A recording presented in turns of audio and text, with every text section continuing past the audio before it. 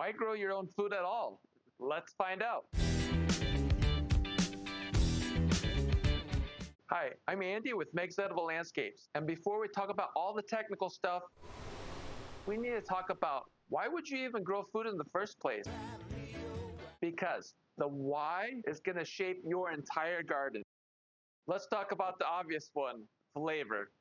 Homegrown food isn't just better, it's on a completely different level. Most grocery store produce is bred for shelf life, not flavor. I know. I'm telling you.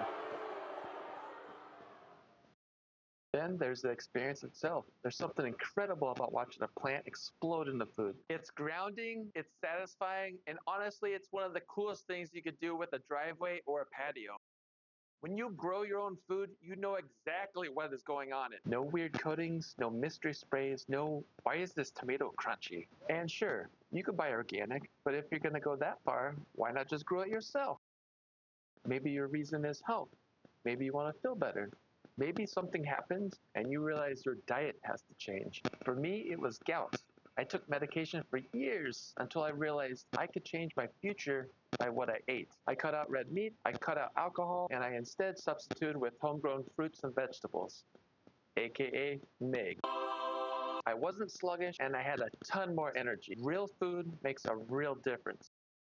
Here's something I don't typically talk about enough. When I started Meg in 2020, something unexpected happened. People weren't just stopping by my farmer's market stand to buy plants. People were stopping by because they needed someone to talk to. 5-minute conversations here, 10-minute conversations there.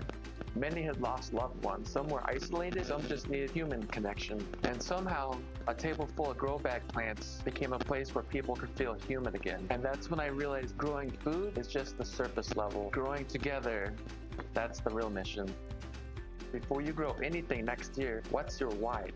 Is it flavor? Is it health? Is it connection? Or is it something deeper? Whatever it is, hold on to it. Your why is your root system. And from there, your garden grows. Next time, we're going to talk about how to plan your garden without getting stressed out, overwhelmed, or making the same mistakes I did in my early years of growing food. If this video helped you in any way, hit subscribe. We're growing together.